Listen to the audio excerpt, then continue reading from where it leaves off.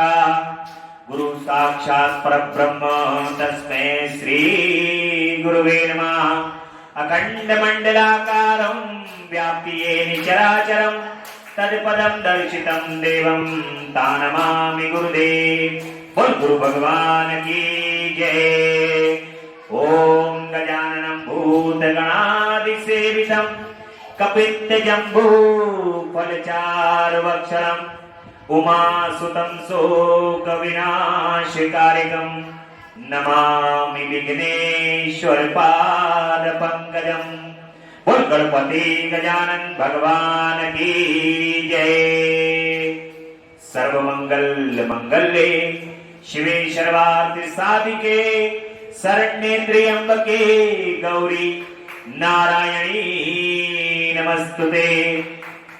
शरणागत दीनार्थ परित्राण परायणे सर्वशास्त्र हरे देवी नारायणी नमस्तुते।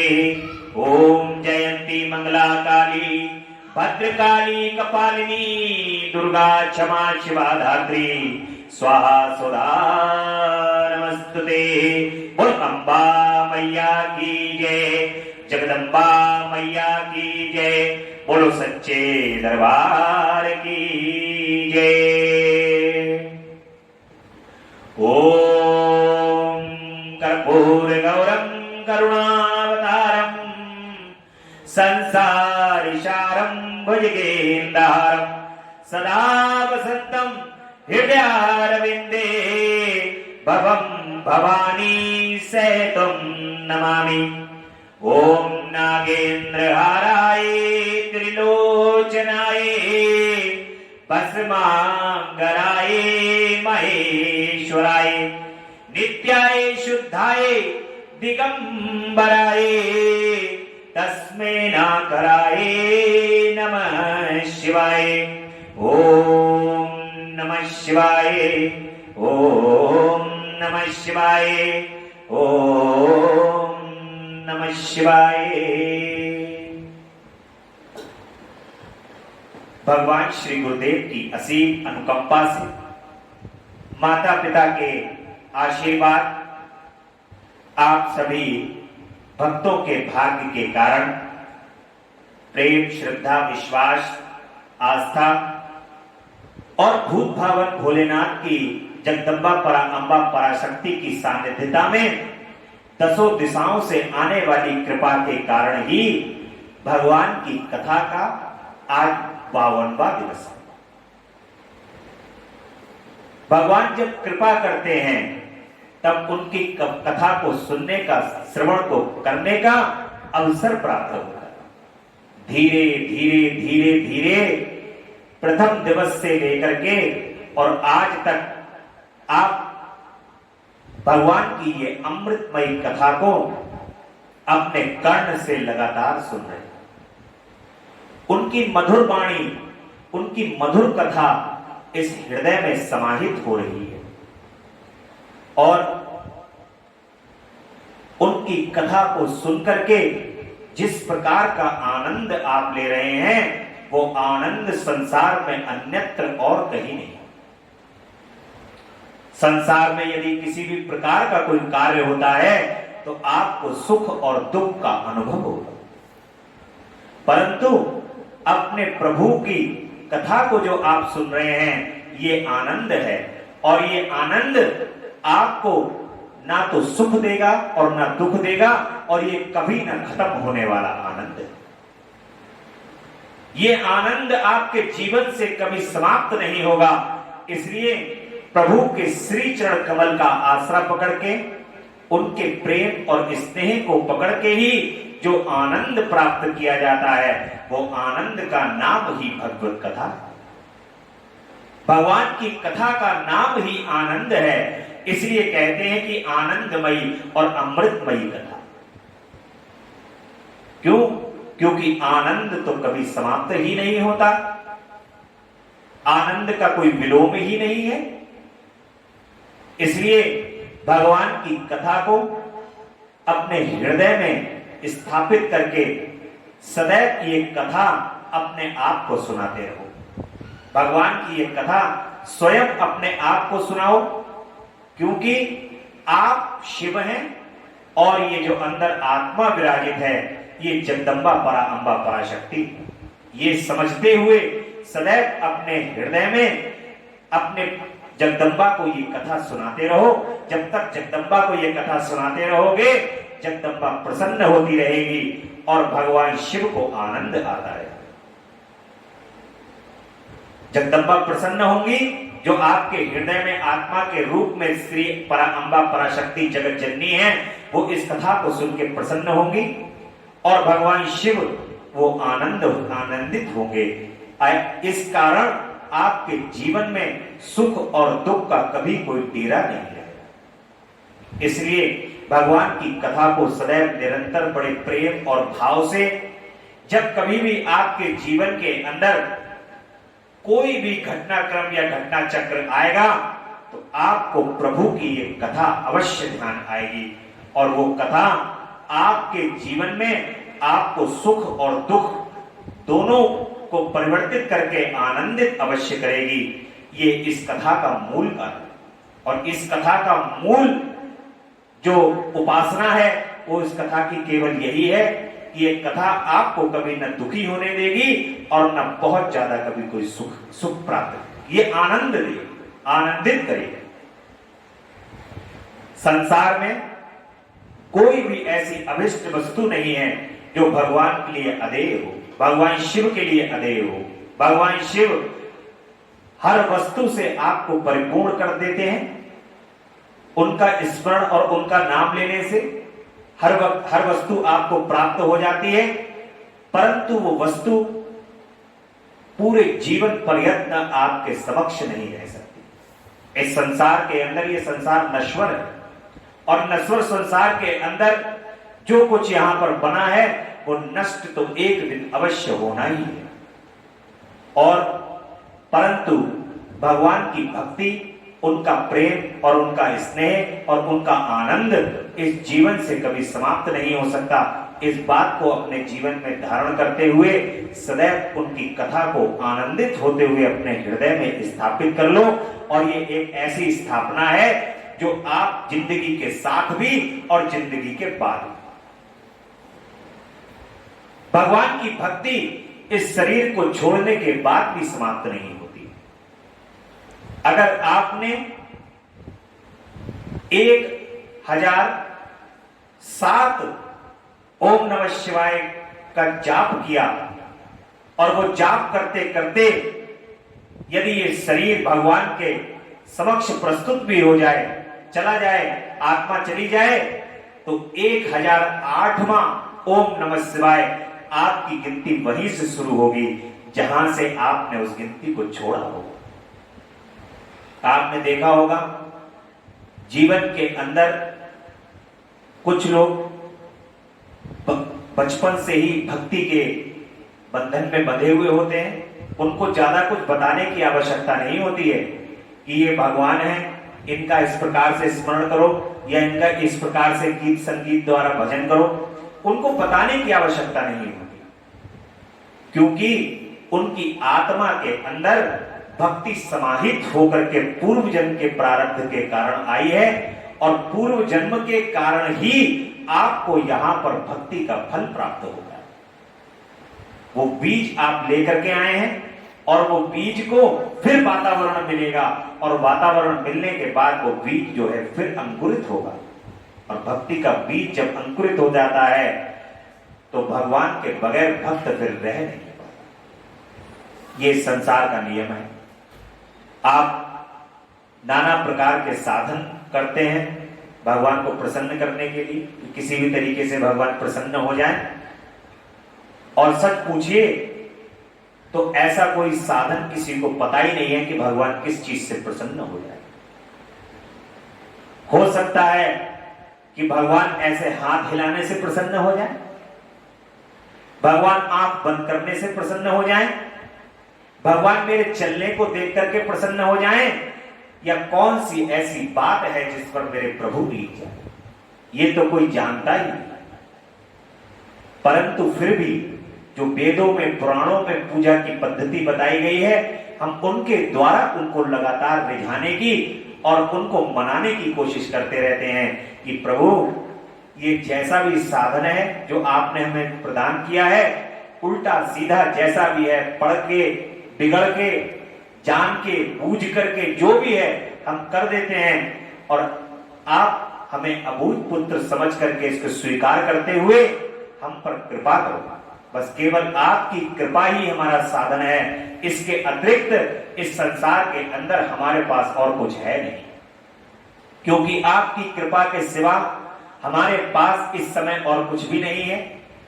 यदि आपकी कृपा नहीं होती तो हम शायद यहां पर बैठ करके बोल नहीं रहे होते और आप लोग इसको सुन नहीं रहे।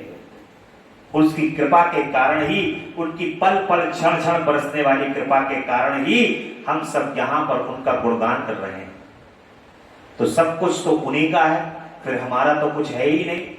जब हमारा कुछ है नहीं तो हम फिर किस प्रकार का यहाँ पर गर्व करें, किस प्रकार का यहाँ पर अहंकार करें।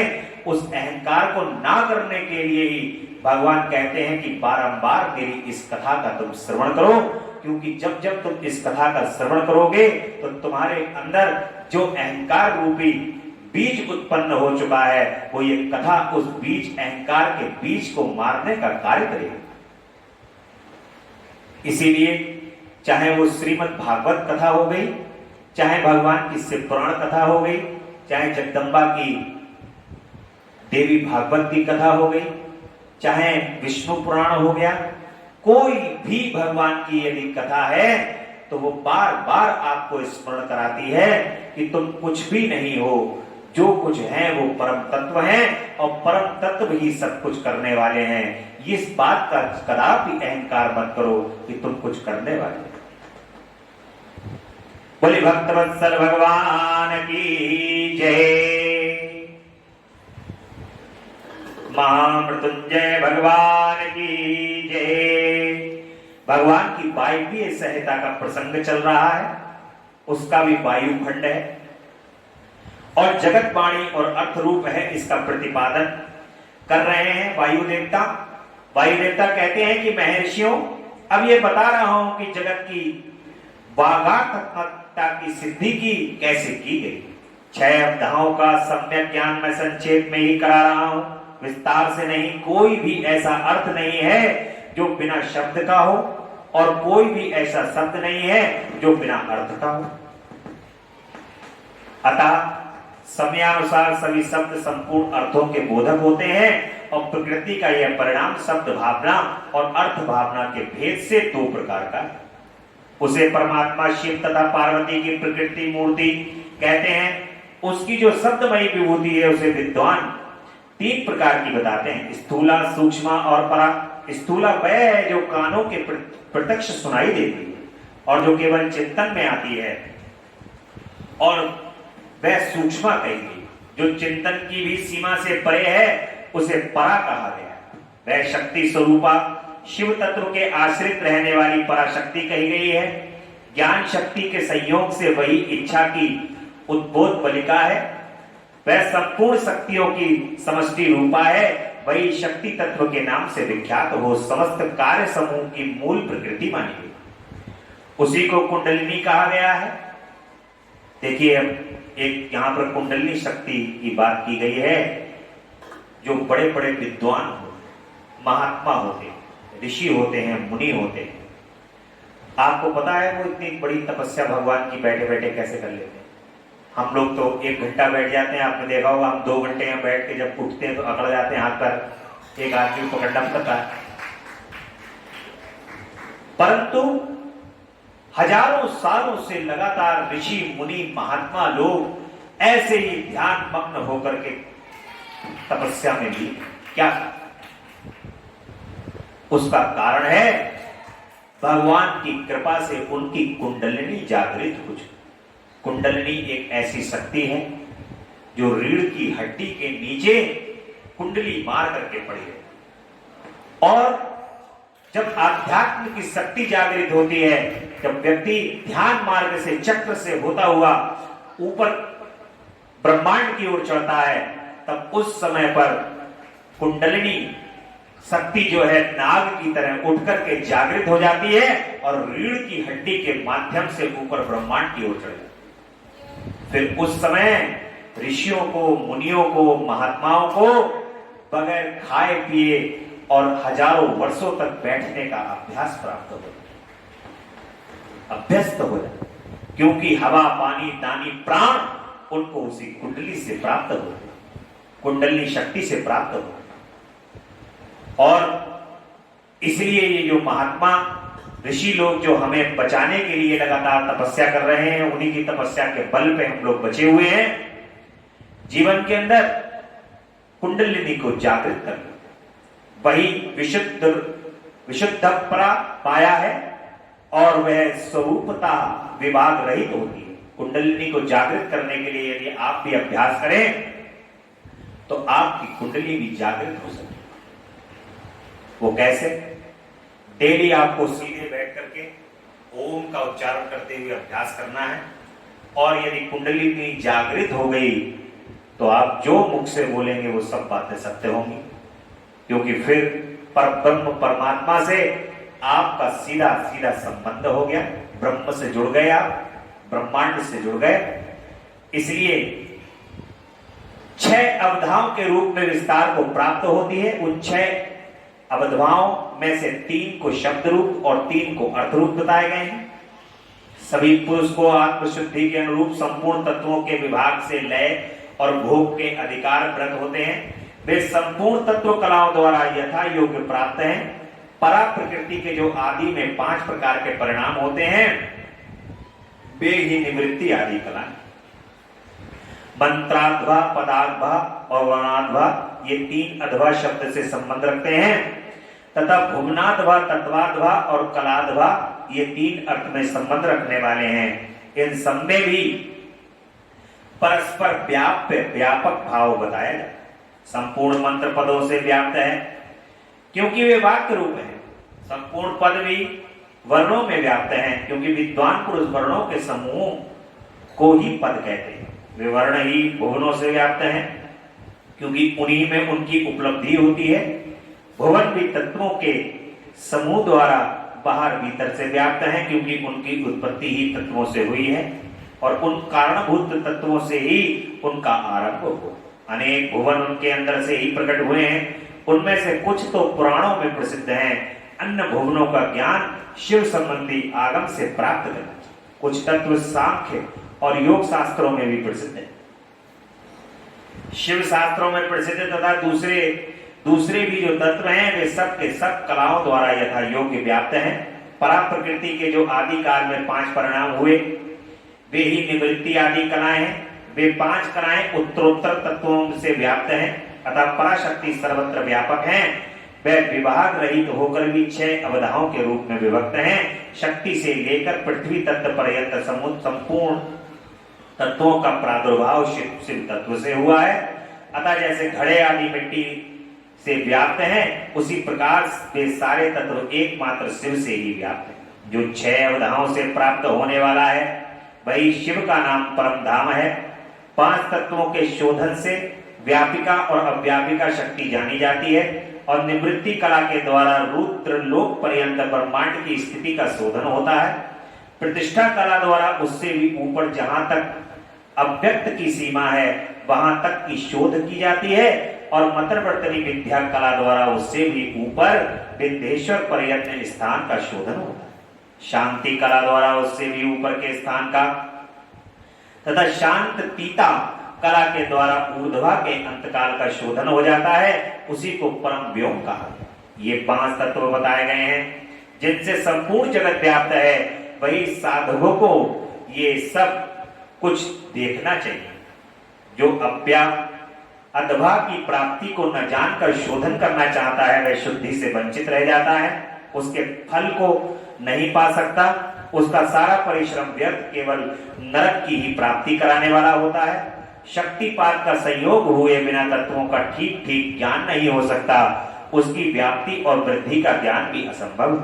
शिव की जो चित्त स्वरूपा परमेश्वरी पराशक्ति वही आज्ञा है और उस कारण रूपा अधिष्ठाता होते विचार दृष्टि से देखा जाए तो आत्मा से कभी विकार नहीं होता और ये विकार की प्रकृति माया मात्र है। ना तो बंधन है और ना उस बंधन से छुटकारा दिलाने वाली कोई मुक्ति है। शिव की जो अभ्यचारिणी पराशक्ति है वही संपूर्ण ऐश्वर्य की पराकाष्ठा है।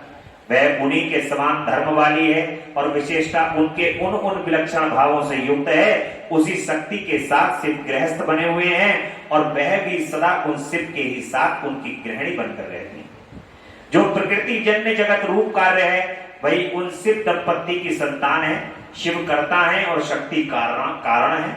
उन्हीं यही उन दोनों का भेद है। वास्तव में एकमात्र साक्षात शिव ही दो रूपों में स्थित हैं। कुछ लोगों का कहना है स्त्री और पुरुष रूप में ही उनका भेद है। अन्य लोग कहते हैं कि पराशक्ति शिव में नित्य समवेत हैं। जैसे प्रभा सूर्य से भिन्न नहीं होती उसी प्रकार चित्त स्वरूपिणी पराशक्ति शिव से भिन्न नहीं। यदि सिद्धांत है अतः शिव परम कारण है, उनकी आज्ञा ही परमेश्वरी है। उसी से प्रेरित होकर शिव की अविनाशी मूल प्रकृति कार्य भेद से महामाया, माया और त्रिगुणात्मक प्रकृति इन तीन रूपों में स्थित हो 6 अवधाओं को प्रकट करती हैं। वह 6 प्रकार का अवधा वाम समर्थ है और वही संपूर्ण जगत के रूप में स्थित है। सभी शास्त्र समूह इसी भाव का विस्तार से प्रतिपादन करते हैं। ऋषियों के प्रश्न उत्तर देते हुए वायुदेव के द्वारा शिव के स्वतंत्र एवं सर्वानुग्राहक स्वरूप का प्रतिपादन किया गया है। तदंतर ऋषियों ने कई कारण दिखा करके पूछा, वायुदेव यदि शिव सदा शांत भाव से रहकर ही सब पर अनुग्रह करते हैं तो सबकी अभिलाषाओं को एक साथ ही पूर्ण क्यों नहीं? जो सब कुछ करने में समर्थ होगा वह सबको एक साथ ही बंधन से मुक्त क्यों नहीं कर सकेगा? यदि उन्हें अनादिकाल से चले आने वाले सबके विचित्र कर्म अलग अलग हैं अतः सबको एक समान फल नहीं मिल सकता तो ये ठीक नहीं है, क्योंकि कर्मों की विचित्रता भी यहाँ नियामक नहीं हो सकती। कारण कि वे कभी भी ईश्वर के कराने से ही होते हैं। इस विषय में बहुत कहने से क्या लाभ? उपयुक्त रूप से विभिन्न युक्तियों द्वारा फैलाई गई नास्तिकता जिस प्रकार से शीघ्र ही निर्वत्र हो जाए वैसा उपदेश दिया। वायुदेव ने कहा कि ब्राह्मणों, आप लोगों ने युक्तियों से प्रेरित होकर जो संशय उपस्थित किया है वह उचित ही है, क्योंकि किसी बात को जानने की इच्छा अथवा तत्व ज्ञान के लिए उठाया गया प्रश्न साधु बुद्धि वाले पुरुषों में नास्तिकता का उत्पादन नहीं कर सकता। मैं इस विषय में ऐसा प्रमाण प्रस्तुत करूंगा जो सत्पुरुषों के मोह को दूर करने वाला। असत पुरुषों का जो अन्यथा भाव होगा उससे प्रभु शिव की कृपा का अभाव ही कारण है। परिपूर्ण परमात्मा शिव के परम अनुग्रह के बिना कुछ भी कर्तव्य नहीं, ऐसा निश्चय किया गया है। परानुग्रह कर्म में स्वभाव ही पर्याप्त है, अन्यथा निस्वभाव पुरुष किसी पर भी अनुग्रह नहीं कर सकता। पशु और पाश रूप सारा जगत ही पर कहा गया है, पर अनुग्रह का पात्र है। पर को अनुग्रहित करने के लिए पति की आज्ञा का समन्वय आवश्यक है। पति आज्ञा देने वाला है, वही सदा सब पर अनुग्रह करता है। उस अनुग्रह के लिए आज्ञा रूप अर्थ को स्वीकार करने पर शिव परतंत्र कैसे कहे जा सकते? अनुग्रह की अपेक्षा न रखकर कोई भी अनुग्रह सिद्ध नहीं हो सकता। अतः स्वातंत्र शब्द के अर्थ की अपेक्षा न रखना ही अनुग्रह लक्षण है। जो अनुग्रह है वह परतंत्र माना जाता है, क्योंकि पति के अनुग्रह के बिना उसे भोग और मोक्ष की प्राप्ति नहीं होती। जो मूर्तात्मा है वे भी अनुग्रह के पात्र हैं, क्योंकि उनसे भी शिव तत्व की आज्ञा की निवृत्ति नहीं हो सकती। वे भी शिव की आज्ञा से बाहर नहीं है।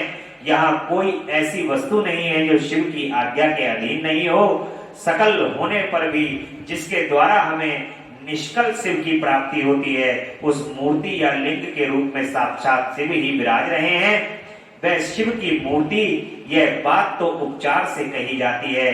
जो साक्षात निष्कल तथा परम कारण रूप शिव हैं, वे किसी के द्वारा भी साकार अनुभाव से उपस्थित नहीं होते, ऐसी बात नहीं।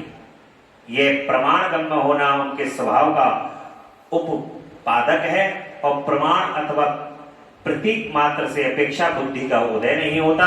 वे परम तत्व के उपलक्षण मात्र हैं, उनके सिवा उनका और कोई अभिप्राय नहीं। कोई ना कोई मूर्ति ही आत्मा का साक्षात उपलक्षण होती है। शिव की मूर्ति है, इस कथन का अभिप्राय यह है कि उस मूर्ति के रूप में परम शिव विराजमान है।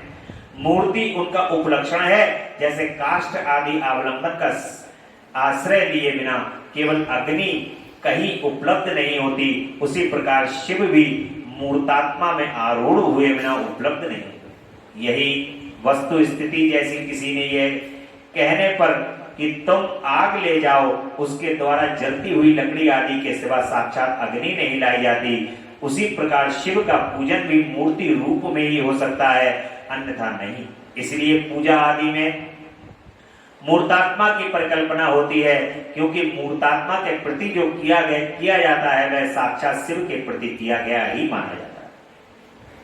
अब आपको अपने भगवान की पूजन करना है, प्रतिष्ठा करनी है, तब हम उस समय पर क्या करते हैं? उस समय पर पता है क्या करते हैं? हम भगवान शिव को मिट्टी या पर्दा लेकर के आए, मिट्टी के भगवान शिवलिंग बना लिए, गणेश जी बना लिए, और अब उसी के अंदर तो उसी भाव से पूजा करते हैं, हमारे प्रभु हैं, भगवान हैं। और जब हम भाव को लेकर के आते हैं तो भगवान अपने भाव, तुम्हारे भाव के साथ उसके अंदर प्रवेश कर जाते हैं, प्रतिष्ठित हो जाते हैं। इसलिए ये बताया गया है कि बगैर मूर्ति के पूजा कैसे हम पूजा कर सकते हैं? क्यों? क्योंकि जब तक आपको कोई किसी भी प्रकार का कोई माध्यम नहीं दिया जाएगा, इस पृथ्वी के ऊपर आप क्या करें? पृथ्वी के ऊपर मिट्टी है, मृदा है, समतल है पृथ्वी, माध्यम है, आप माध्यम पे तो खड़े। तो जब तक आपके पास कोई माध्यम नहीं होगा तब तक आप कैसे कर पाएंगे? माध्यम भगवान ने क्या दे दिया? अपनी मूर्ति। भगवान ने अपनी मूर्ति के लिए कहा कि जाओ, मैं इसके अंदर स्थापित हूं, और तुम जब यहां आओगे, मुझे पूजोगे, मुझे प्रतिष्ठित करोगे, मैं तुम्हें उसी प्रकार का फल प्रदान करूंगा जैसे साक्षात स्वरूप में प्रदान करता हूं। तो इसलिए भगवान ने ये कहा गया है कि साक्षात स्वरूप में प्रभु अपना जो है वो रूप प्रदान कर देते हैं, उसी प्रकार से साक्षात मूर्ति के अंदर प्रकट हो जाते हैं। इसके अलावा अन्यथा और कोई साधन नहीं। अपने प्रभु को मन के अंदर भाव में सोचो कि अच्छे अच्छे पकवान खिलाने हैं, सुंदर सुंदर फूल तोड़ के लाया हूं, सुंदर सुंदर बेलपत्री तोड़ करके लाया हूं, ये कैसे चढ़ाऊं, कहां चढ़ाऊं? वो भाव को प्रकट करने का स्थान ही भगवान की मूर्ति है, और जहां भाव प्रकट हो गया वहां पर प्रभु फिर क्षण नहीं लगाते आने में। इसीलिए आप जैसे ही उनकी मूर्ति कहना तो बहुत बड़ा अपराध है, क्योंकि जब हम साक्षात स्वरूप के अंदर अपने शिव को मान करके उसके अंदर पूजन कर रहे हैं तो वे तो साक्षात भगवान शिव हैं। तो जो माध्यम उन्होंने हमें प्राप्त कर दिया है, जो साक्षात शिव के रूप में हमारे साथ जो प्रकट हो गए हैं, वो प्रकट होने में आप कोई कमी ना छोड़े। अपने प्रभु को प्रसन्न करने में कि मेरे प्रभु, मेरे भगवान साक्षात रूप में मेरे समक्ष उपस्थित हैं। मैं जैसा भी ये उन्होंने शरीर मुझे दिया है, जैसी बुद्धि प्रदान की है, जैसे साधन प्रदान किए हैं, मैं उन साधन को प्रयोग करके अपने प्रभु को अवश्य प्रसन्न करूं। इसलिए कहा गया है कि जब तक आपके पास वो भगवान का मूर्ति रूपी साधन नहीं है तब तक आप पूजन नहीं। इस प्रकार से मूर्तियों के रूप में शिव की भावना करके हम लोग शिव की ही उपासना करते हैं। जैसे परमेष्ठी शिव मूर्त्यात्मा पर अनुग्रह करते हैं, उसी प्रकार मूर्त्यात्मा में स्थित शिव हम पशुओं पर अनुग्रह करते हैं, और परमेष्ठी शिव ने लोगों पर अनुग्रह करने के लिए ही सदा शिव आदि संपूर्ण मूर्त्यात्मा को प्रतिष्ठित अपनी आज्ञा में रखकर अनुग्रहित किया। हम लोग जब तक बुद्धि का प्रयोग करते हैं, इसमें पशु शब्द का यूज किया गया है मनुष्य के लिए, तो जब तक हम बुद्धि और हृदय के द्वारा संचालित होते हैं और बुद्धि का प्रयोग करके जब तक हम अपने प्रभु के चिंतन में रहते हैं, तब तक हम कौन हैं? मनुष्य। और जैसे ही हम उनको भूल जाते हैं, पशु जैसे अन्यत्र ऐसे फिरते रहते हैं, उनको किसी प्रकार की कोई चिंता नहीं, कोई फिक्र नहीं, कुछ भी नहीं, कहीं गड्ढे में गिर जाएं, चलते हुए चल रहे हैं तो चल रहे हैं, बस रोड पे आगे गड्ढा आया तो गड्ढे में गिर जाएंगे। तो हम लोगों की प्रवृत्ति भी वैसी हो जाती है। चलते चलते जब हम संसार में चलते हैं तो पशु होते हैं, उस समय पशु की तरह हम भागते फिरते हैं, इधर से उधर, इधर से उधर। तो उस समय पर मनुष्य नहीं है, और जब अपने प्रभु को और इस बुद्धि के द्वारा हम स्मरण करते हैं कि हम कौन हैं, कहां से आए हैं, हमें करना क्या है, इस शरीर के समाप्त होने के बाद हमारा क्या होगा, क्या ये ऐसे ही चलता रहेगा कि सुबह भोर हो जाएगी, सायंकाल हो जाएगा, रात्रि हो जाएगी, फिर सुबह हो जाएगी, फिर सायंकाल, फिर रात्रि, फिर सुबह, क्या ये क्रम ऐसे ही चलता रहेगा? अन्यत्र क्या हम इसके लिए ही आए हैं, खाने पीने के लिए और केवल यहां पर चमक धमक को देखने के लिए ही उत्पन्न हुए हैं? जब हमें ये समझ में आ जाएगा कि हमारा आना यहां पर कारण क्या है, आने का कारण मुख्य हमारा क्या है, जब तक हमें ये समझ में नहीं आएगा तब तक हम इन सब चीजों के अंदर अन्यत्र किसी प्रकार से उलझ करके अपने प्रभु को भूल करके पशुओं की तरह घूमते रहेंगे। पशु की भांति निरंतर घूमते घूमते मनुष्य जब बनेंगे, जब हम अपने प्रभु को याद करें, उस समय पर हम मनुष्य हैं। और जब तुम मनुष्य बनकर के उनकी पूजा करते हो, तब वो तुम्हें देवता बना, वो देवलोक प्रदान कर देते हैं। क्योंकि पशु फिरते हुए एक बार भगवान का स्मरण कर लेता है तो भगवान उसको मनुष्य बना देते हैं, और मनुष्य बन जाता है, वो स्मरण कर लेता है तो। और जब मनुष्य भगवान का स्मरण कर लेता है तो भगवान उसको स्मरण करते करते ही देवता बना देते, और अधिक भगवान का स्मरण और भक्ति में जब वो लीन हो जाता है तो प्रभु उसको अपना गण बना लेते, और अधिक भगवान के अंदर स्मरण करने लगता है, भक्ति में उनकी और लीन हो जाता है, तो फिर जन्म मरण के बंधन से मुक्त करके उसे अपने अंदर विलीन कर लेते, पर ब्रह्म स्वरूप बना लेते हैं। स्वयं पर ब्रह्म है तो वही आत्मा को निकाल करके पर ब्रह्म आत्मा बना लेते, ऐसी कृपा करते हैं। परंतु शुरुआत किसे करनी है? पशु से मनुष्य बनने की करनी होती है। बस केवल जैसे ही हम पशु से मनुष्य बनकर के अपने प्रभु को याद करना प्रारंभ कर देते हैं, वो हमें देवता बना देते हैं। फिर उस समय कार्य हमें कुछ नहीं करना होता, जो कुछ करना होता है वो हमारे शिव और हमारी जगदम्बा को। भगवान शिव सब पर अनुग्रह ही करते हैं, किसी का निग्रह नहीं करते, क्योंकि निग्रह करने वाले लोगों में जो दोष होते हैं वे शिव में असंभव है। नेगेटिव नाम की भगवान शिव के अंदर कोई चीज ही नहीं है। जो सदैव नकारात्मक ऊर्जा से घिरे रहते हैं उनको एक लोटा जल भगवान शिव के ऊपर अवश्य चढ़ाना चाहिए। जो लगातार भगवान शिव के ऊपर एक लोटा जल चढ़ाते रहते हैं उनकी नकारात्मक ऊर्जा समाप्त होकर के सकारात्मक ऊर्जा का संसार उनके शरीर के अंदर प्रवाहित होने लगता है, क्योंकि उनके अंदर तो नकारात्मकता है ही नहीं।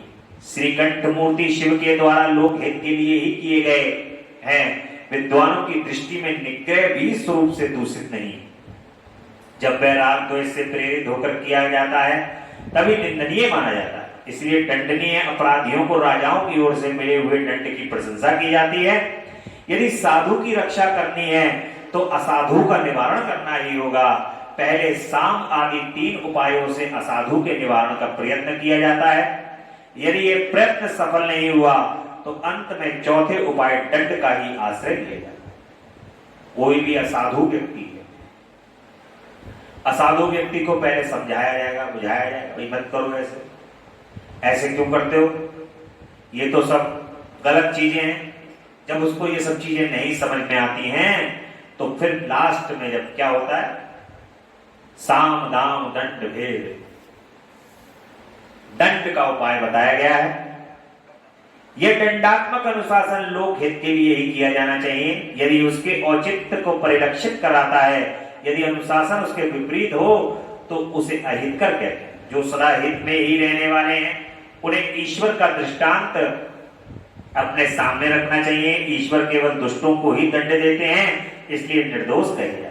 अतः जो दुष्टों को ही दंड देता है वह उस निग्रह कर्म को लेकर सत्पुरुषों द्वारा लांछित कैसे किया जा सकता है। लोक में जहां कहीं भी निग्रह होता है वह यदि विद्वेष पूर्वक ना हो तभी श्रेष्ठ माना जाता है। जो पिता पुत्र को दंड देकर उसे अधिक शिक्षित बनाता है वह उससे द्वेष नहीं करता। आपने देखा होगा पिता जो होता है पुत्र को दंडित करता है कि पढ़ाई करो, और उस समय उसके मन में कोई मोह नहीं होता, क्योंकि उसको लगता है कि अगर मैंने अभी ढील डाल दी तो आने वाले समय के अंदर, जिस समय एक संसार का समय ऐसा आता है जब पिता को भी अपने पुत्र को छोड़ना पड़ता है। हर पिता अपने पुत्र को, इस संसार के अंदर ऐसा नियम है सृष्टि का, और उस समय पर ये किस प्रकार से अपने जीवन को व्यतीत करेगा, कैसे जीवन को चलाएगा। यदि मैं इस प्रकार से हर समय इसको सहारा देता रहूंगा तो ये कैसे अपने जीवन को चला पाएगा। इसलिए उससे मोह छोड़ करके उसको दंडात्मक कार्रवाई करते हुए पिता अपने पुत्र को छोड़ देता है मोह से। शिव की आज्ञा का पालन ही हित है और हित ही हित है, वही उसका अनुग्रह है। अतएव सबको हित में नियुक्त करने वाले शिव सब पर अनुग्रह करने वाले कहे गए। जो उपकार शब्द का अर्थ है उसे भी अनुग्रह ही कहा गया है, क्योंकि उपकार भी हितकर ही है। और अतः सबका उपकार करने वाले शिव सर्वानुग्राहक हैं। शिव के द्वारा जड़ चेतना सभी सदा जो एक साथ ही एक समान हित की उपलब्धि नहीं होती, उसे भी उसका स्वभाव ही प्रतिबंधक है। जैसे सूर्य अपनी किरणों द्वारा सभी कमलों को विकास के लिए प्रेरित करते हैं, परंतु वे अपने अपने स्वभाव के अनुसार एक साथ और एक समान विकसित नहीं होते। स्वभाव भी पदार्थों के बाह्य अर्थ का कारण होता है, किंतु वे नष्ट होते हुए भी अर्थ के कर्ताओं के लिए सिद्ध नहीं कर सकता। जैसे अग्नि का संयोग सुवर्ण को ही पिघलाता है, कोयले या अंगार को नहीं, उसी प्रकार भगवान शिव परिपक्व मन वाले पशुओं को ही बंधन मुक्त करते हैं, दूसरों को नहीं करते। भगवान क्या करते हैं? उन्होंने पूछा अगर ऐसे हैं भगवान तो सबको मुक्त कर दे, भगवान तो सब चीज में सब सक्षम है। तो उन्होंने कहा कि जो दृढ़ परिपक्व जिनके मन होते हैं, जैसे सुवर्ण जो सोना होता है, संज्ञा दी गई है जो भगवान के परिपक्व मन वाले भक्त हैं, ढुलमुल नहीं। सुबह को भगवान की भक्ति, शाम को भगवान की भक्ति के प्रति थोड़ा सा भाव कम, और रात होते होते फिर भाव कम, सुबह उठ के फिर भाव जागृत। ऐसा मन वाले जो व्यक्ति हैं वो धीरे धीरे धीरे धीरे धीरे धीरे जब प्रभु का पूजन करते हैं तो उस समय उसके बाद उनका मन परिपक्व हो जाता है।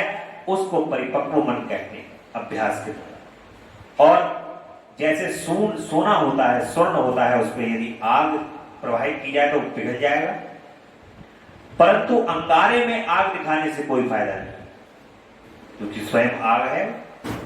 ऐसे ही जो परिपक्व मन है, यानी सोना बन चुके हैं जो, उनको भगवान अपने अंदर विलीन कर लेते हैं, उनको उन पशुओं को बंधन से मुक्त कर देते।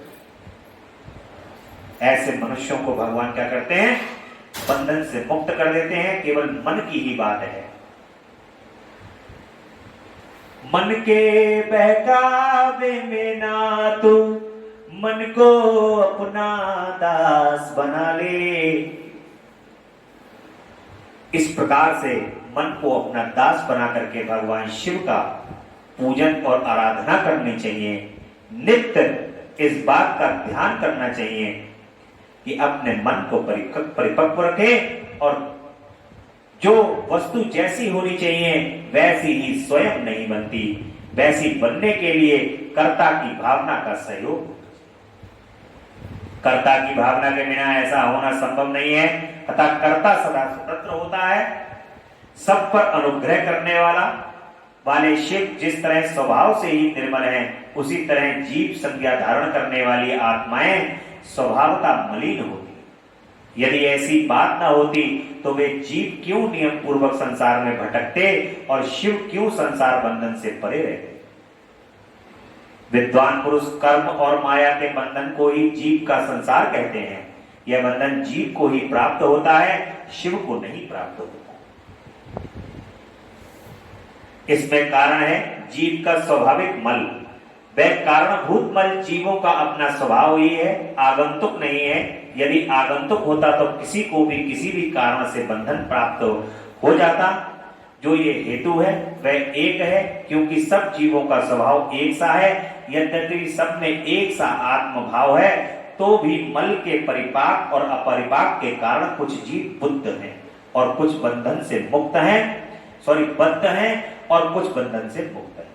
सब जीवों का स्वभाव एक सा है, परंतु मन में जो मैल है, मल है, मल भरा हुआ है, उस मल के कारण कोई तो बद्ध बना हुआ है संसार के अंदर, पेरा जा रहा है। क्योंकि पेरा क्या जा रहा है, सबको अपने अपने कर्तव्य का पालन करना है। सुबह उठो, फिर से नहाओ धो, चलो बद्ध की तरह चल दिए, और बद्ध की तरह शाम हुए तो घर वापस आ गए, सूर्यास्त घर वापस। परंतु कुछ लोग ऐसे हैं जो इन सब बातों को जान करके संसार में रहते हुए अपने आप को बंधन से मुक्त कर लेते। हर व्यक्ति को समय से पहले सब कुछ पता होना चाहिए कि इस संसार के अंदर जो भी है वो सब नश्वर है, सब नष्ट होना है, और सभी शिव भगवान शिव की लीला है, जगदम्बा की लीला है। इस बात को अपने जीवन के अंदर धारण करते हुए आनंदित रखना चाहिए अपने आप को, और समय समय पर कर्तव्य के अनुसार जब जब समय आता जाए वैसे वैसे कर्तव्यों का निर्वहन करते हुए अपने प्रभु के नाम का स्मरण अवश्य करते रहना चाहिए, उनकी भक्ति को अवश्य धारण करते हो। ऐसा ना हो कि जब आप मस्त हो गए संसार में तो ये भूल ही गए कि मेरा जो मेन काम है मैं उसको भूला नहीं। जैसे बच्चे होते हैं, छुट्टी पड़ती है जब उनकी, तो वो ये भूल जाते हैं उस समय पर कौन सी क्लास में है, कौन सी पढ़ाई कर रहे हैं। होते हैं बच्चे, मस्त हो जाते हैं, परंतु जब वो लौट करके आते हैं उनको स्मरण होता है कि अरे पढ़ाई भी कोई चीज है। जैसी कहीं घूमने गए, फिरने गए, उस समय वो मस्त होते हैं, उनको कोई स्मरण नहीं होता किसी भी चीज का। परंतु जैसे ही उनको स्मरण आता है कि अरे यार अगले क्लास के अंदर एग्जाम होंगे और हम तो इस क्लास में है, पढ़ाई का समय आ गया है, तभी चिंता उत्पन्न हो जाती है। बस ऐसे ही हम लोग हैं, संसार में रमे हुए रहते हैं, मस्त रहते हैं, तो हमें कुछ चिंता ही नहीं है। परंतु जिसको ये ज्ञान हो जाता है कि परीक्षा आने वाली है, तो वो उठ करके खड़ा हो जाता है परीक्षा की तैयारी के लिए कि भैया परीक्षा की तैयारी कर लो, अब अपने प्रभु को याद करो। और बगैर अपने प्रभु को याद करे हुए आप परीक्षा दे ही नहीं सकते, क्योंकि कोर्स तो वही है। जब तक कोर्स नहीं पढ़ोगे तब तक परीक्षा जो है वो उत्तीर्ण भी नहीं होगी। और कोर्स के रूप में साक्षात वो खड़े हुए हैं, वो कह रहे हैं कि विकल्पीय मार्ग केवल प्रश्नोत्तर है, विकल्प चुनना है तुम्हें, संसार या मैं, केवल दो ही विकल्प हैं। तो जब आप कहोगे कि प्रभु आप, तो वो कहते हैं कि ठीक है उत्तीर्ण, और तुमने कहा संसार, तो उन्होंने कहा उत्तीर्ण जाओ, फिर संसार में फिर से जाके मेहनत करो, दोबारा इस क्लास को करो, फिर पहुंच जाओ, और फिर आप मेहनत करते हो, फिर परीक्षा को उत्तीर्ण करने की कोशिश करते हो। फिर भगवान आपको जब आपकी परीक्षा के अंदर देख लेते हैं कुछ त्रुटियां हैं, और त्रुटियों के बावजूद भी बच्चा जो है वो मेहनती है, तो भगवान कहते हैं कि ठीक है उत्तीर्ण, आ जाओ अगली क्लास में प्रमोट। इस तरीके से प्रभु जो है वो अपने भक्तों के साथ आनंद और मजे को लेते हुए अपना परम स्नेही बना देते हैं, और ऐसे हृदय से चिपटा लेते हैं कि जैसे मनुष्य जो है वो ये इस परम प्रेम को प्राप्त कर लेता है, उसको ऐसा लगता है कि आज इस संसार के अंदर हमें सब कुछ प्राप्त हो। तो हमें संसार के सब कार्य करते हुए एक चीज की विस्मृति कभी नहीं करनी कि हमारे जो परम प्रिय प्रभु हैं, जिनको हम याद करते हैं दिन रात, हमें कभी उनसे स्नेह कम नहीं करना है। क्योंकि हमें स्नेह जब संसार से भी स्नेह करना है, क्योंकि जब स्नेह नाम की चीज ही नहीं होगी तो तुम अपने प्रभु से भी स्नेह प्रेम नहीं कर पाओगे। जब आप में प्रेम नाम का बीज ही नहीं है तो फिर आप प्रेम कैसे कर लोगे? इसलिए उस प्रेम के बीज को अपने प्रभु के श्री चरण कमल की सेवा में लगाते हुए उस परीक्षा के अंदर पास हो जाओ। सिलेबस को पास कर लो, सिलेबस को देख लो, और प्रभु जब कहें कि उत्तीर्ण आ जाओ, तब उस समय आपका वो क्षण जो होगा, तो परीक्षा में पास होने के बाद जब बच्चे पास हो जाते हैं तो उनको लगता है कि बहुत बड़ा जगत जीत लिया है उन्होंने।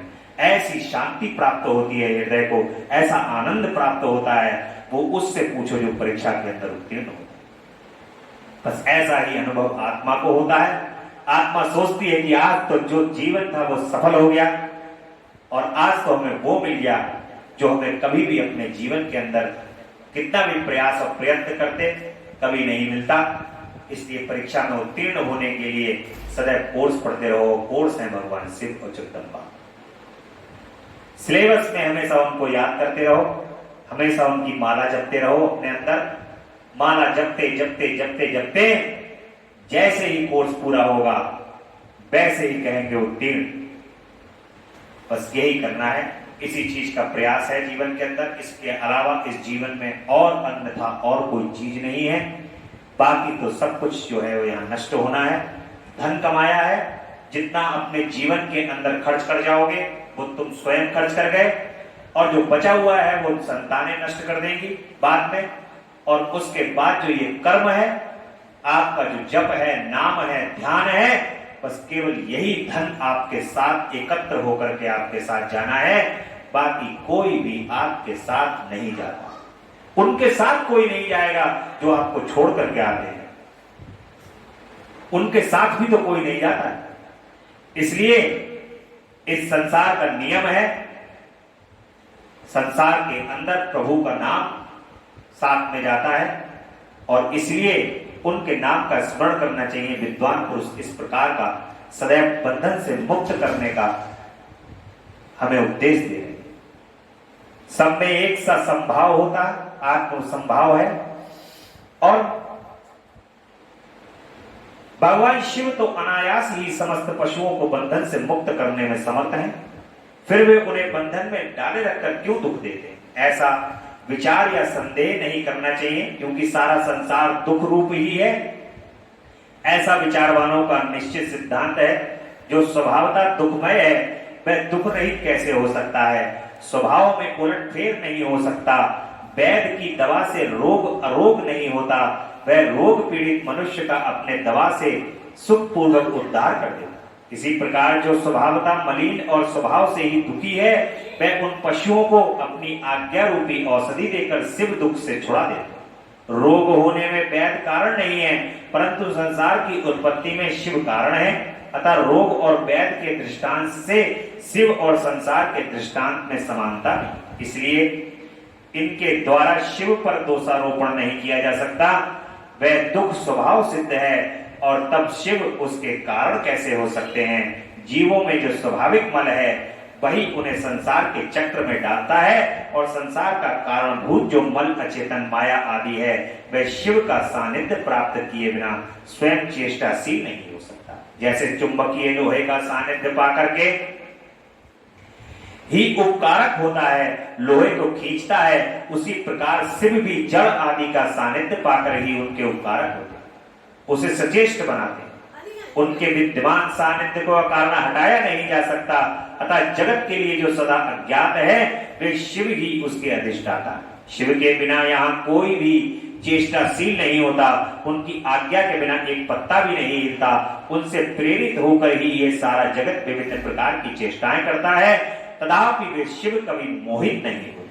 उनकी आज्ञा रूपिणी जो शक्ति है वही सबका नियंत्रण करती है, उसका सब और मुख है, उसी ने सदा इस संपूर्ण दृश्य प्रपंचा का विस्तार किया। तथापि उनके दोष से शिव दूषित नहीं होते। जो दुर्बुद्धि मानव मोहवश इसके विपरीत मान्यता रखता है वह नष्ट हो जाता है। शिव की शक्ति के वैभव से ही संसार चलता है, तथापि इससे शिव दूषित नहीं होते। इसी समय आकाश से शरीर रहित वाणी सुनाई दी, सत्यम ओम अमृतम सौम्यम। इन पदों का वहां स्पष्ट उच्चारण हुआ। उसे सुनकर सब लोग बहुत प्रसन्न हुए, उनके समस्त संशयों का निवारण हो गया तथा उन मुनियों ने विस्मित हो प्रभु पवन देव को प्रणाम किया। इस प्रकार उन मुनियों को संदेह रहित करके वे वायुदेव यह नहीं माना कि उन्हें पूर्ण ज्ञान हो गया है, इसका ज्ञान अभी प्रतिष्ठित नहीं हुआ है, ऐसा समझकर ही वे इस प्रकार बोले। वायुदेव कहते हैं कि मुनियों परोक्ष और अपरोक्ष भेद से ज्ञान दो प्रकार का माना गया है। परोक्ष ज्ञान को अस्थिर कहा गया है और अपरोक्ष ज्ञान को सुस्थिर। युक्तिपूर्ण उद्देश्य से ज्ञान होता है, उसे विद्वान पुरुष परोक्ष कहते हैं, और वही श्रेष्ठ अनुष्ठान से अपरोक्ष हो जाएगा। अपरोक्ष ज्ञान के बिना मोक्ष नहीं होता, ऐसा निश्चय करके तुम लोग आलस्य रहित हो श्रेष्ठ अनुष्ठान की सिद्धि के लिए परम धर्म प्रतिपादन सेवागम के द्वारा पाशुपात ज्ञान तथा उसके साधनों का वर्णन किया गया। कहते हैं वायुदेव कहते हैं कि वह कौन सा श्रेष्ठ अनुष्ठान है जो मोक्ष स्वरूप ज्ञान को अपरोक्ष कर देता है, उसको बताइए। वायुदेव कहते हैं भगवान शिव का बताया हुआ परम धर्म उसी को श्रेष्ठ अनुष्ठान कहा गया है। उसके सिद्ध होने पर साक्षात मोक्षदायक सिद्ध अपरोक्ष हो जाते हैं। वह परम धर्म पांचों पर्वों के कारण क्रमशः 5 प्रकार का जानना चाहिए: क्रिया, तप, जप, तप, ध्यान और ज्ञान। ये उपरोक्त श्रेष्ठ हैं और इन उत्कृष्ट साधनों से सिद्ध हुआ धर्म परम धर्म माना गया है, जहां परोक्ष ज्ञान भी अपरोक्ष ज्ञान होकर मोक्षदायक होता है। वैदिक धर्म 2 प्रकार के बताए गए हैं, परम और अपरम। धर्म शब्द से प्रतिपाद अर्थ से हमारे लिए श्रुति ही प्रमाण है, और योग पर्यंत जो परम धर्म है वह श्रुतियों के लिए शिरोभूत उपनिषद में वर्णित है, और जो लोग अपरम धर्म है वह उसकी अपेक्षा नीचे श्रुति के मुख भाग से अर्थात संहिता मंत्रों द्वारा प्रतिपादित हुआ है, जिसमें पशु जीवों का अधिकार नहीं। वह वेदांत वर्णित धर्म परम धर्म माना गया है, जिससे भिन्न जो यज्ञ इत्यादि उसमें सबका अधिकार होने के साथ साधारण या परम धर्म। देखिए पर्वों के कारण 5 प्रकार का जानना चाहिए। मोक्षदायक परोक्ष और अपरोक्ष 2 तरीके का है: अनुष्ठान, क्रिया, तप, जप, ध्यान और ज्ञान। ये धर्म के मार्ग से, जप के, तप के और ज्ञान के मार्ग से अपरोक्ष और अपरोक्ष रूप से प्रभु को प्राप्त किया जा सकता है। और भगवान की शांत चित्त हुआ मनुष्य के 8 नामों द्वारा ही भव्य पुष्पों से उनकी पूजा करे। भगवान का यहाँ पर पुष्प, धूप, दीप, नैवेद्य इस प्रकार से पूजन की विधि को बताया गया है। और भगवान के 8 नाम हैं जो छेदन गुणा के अनुसार शोधन करके गुणित, उदयुक्त और अनिरुद्ध प्राणों द्वारा हृदय, कंठ, तालु, भूमध्य और बाह्य रंध्र से युक्त पुष्टंत का भेदन करके सुषुम्ना नाड़ी द्वारा उनके आत्मा को सहस्त्राचार चक्र के भीतर ले जाएं। तो ये चक्र है जिन चक्रों के माध्यम से आत्मा लगातार ब्रह्मांड की ओर चढ़ती रहती है, चलती रहती है। इस विधि से योगी लोग लगातार प्रयास करते रहते हैं भगवान से जोड़ने का। पाशुपात व्रत की विधि और महिमा तथा भस्म धारण की महत्ता किस प्रकार से बताई गई है, ये आगे के प्रसंग में है, संक्षेप में सुनेंगे हम सब। ऋषि बोले कि भगवान, हम परम उत्तम पाशुपात व्रत को सुनना चाहते हैं, जिसका अनुष्ठान करके ब्रह्मा आदि सब देवता पाशुपात मानेंगे। वायुदेव ने कहा, मैं तुम पर लोगों को गोपनीय पाशुपात व्रत का रहस्य बताता हूं, जिसका अथर्व शीर्ष में वर्णन है तथा जो सब पापों का नाश करने वाला है। चित्रा से युक्त पौर्णमासी इसके लिए उत्तम काल है। शिव के द्वारा अनुग्रहित स्थान ही इसके लिए उत्तम देश है, अथवा क्षेत्र, बगीचे आदि वन प्रांत भी शुभ एवं प्रशस्त देश हैं। पहले त्रयोदशी को भली भांति स्नान करके नित्य कर्म संपन्न कर लें, फिर अपने आचार्य की आज्ञा लेकर के उनका पूजन और नमस्कार करके व्रत के अंग रूप से देवताओं की विशेष पूजा करें। उपासक को स्वयं श्वेत वस्त्र धारण करने चाहिए, श्वेत यज्ञोपवीत, श्वेत पुष्प और श्वेत चंदन धारण करना चाहिए। वह कुश के आसन पर बैठकर हाथ में मुट्ठी भर कुश ले पूर्व या उत्तर की ओर मुंह करके 3 प्राणायाम करने के पश्चात भगवान शिव और देवी पार्वती का ध्यान करें। फिर यह संकल्प करें कि मैं शिव शास्त्र में बताई हुई विधि के अनुसार यह पाशुपात व्रत करूंगा, और वह जब शरीर गिर न जाए तब तक के लिए यह 12-6-3 वर्षों के लिए अथवा 12-6-3 या 1 महीने के लिए अथवा 12-6-3 या 1 दिन के लिए व्रत की दीक्षा ले। संकल्प करके बिरजा होम के लिए विधिवत अग्नि की स्थापना करके कृपया घी, समिधा और चरु के हवन करें। तत्पश्चात तत्वों की शुद्धि के उपदेश के लिए मूल मंत्र द्वारा इन समिधा आदि समिधाग्रियों की ही आहुतियां दें। उस समय वह बारंबार यह चिंतन करे कि मेरे शरीर में जो तत्व है वह सब शुद्ध हो जाए। उन तत्वों के नाम इस प्रकार है: 5 भूत, उनकी 5 तन्मात्राएं, 5 ज्ञानेंद्रियां, 5 कामेंद्रियां, 5 विषय, त्वचा आदि 7 धातु, प्राण आदि 5 वायु, मन, बुद्धि, अहंकार, प्रकृति, पुरुष, राग, विद्या, कला, नियति, काल, माया, शुद्ध विद्या, महेश्वर, सदाशिव, शक्ति तत्व और शिव तत्व, ये क्रमशः तत्व कहे गए। विरज मंत्रों से आहुति करके होता रजोगुण रहित शुद्ध हो जाता है। फिर शिव का अनुग्रह पाकर वह ज्ञानवान होता है। तदंतर गोबर लाकर उसकी पिंडी बनाए, फिर उसे मंत्र द्वारा अभिमंत्रित करके अग्नि में डाल दें। इसके बाद उसका प्रोक्षण करके उस दिन व्रती केवल हविष्य खाकर रहे। जब रात बीतकर प्रातः काल आए तब चतुर्दशी में पुनः पूर्वोक्त सब व्रत करे। उस दिन शेष समय निराहार रहकर ही बिताए। फिर पूर्णिमा को प्रातः काल इसी तरह होम प्रयत्न कर्म करके रुद्राग्नि का उपसंहार करे। तदंतर यत्न पूर्वक उसमें से भस्म ग्रहण करे और उसके बाद साधक चाहे जटा रखा ले, चाहे सारा सिर मुड़ा ले, चाहे जो केवल सिर पर शिखा धारण करे। इसके बाद स्नान करके यदि वह लोक लज्जा से ऊपर उठ गया हो तो दिगंबर हो जाए, अथवा गेरुआ वस्त्र, मृग चर्म या फटे पुराने चीथड़े को ही धारण कर ले। एक वस्त्र धारण करे या बक्कल पहन कर रहे, कटी में मेखला धारण करके हाथ में दंड ले ले। तदंतर दोनों पैर धोकर आचमन करे। बिरजाग्नि से प्रकट हुए भस्म को एकत्र करके अग्निरति भस्म इत्यादि 6 अथर्ववेद मंत्रों द्वारा उसे अपने शरीर में लगाए। मस्तक से लेकर पैर तक सभी अंगों में अच्छी तरह मल ले। इसी क्रम से प्रणव या शिव मंत्र द्वारा सर्वांग में भस्म लगाकर त्रयायुषम इत्यादि मंत्रों के द्वारा ललाट आदि अंगों में त्रिपुंड की रचना करे और इस प्रकार शिव भाव को प्राप्त हो शिव योग का आचरण। तीनों संध्याओं के समय ऐसा ही करना चाहिए।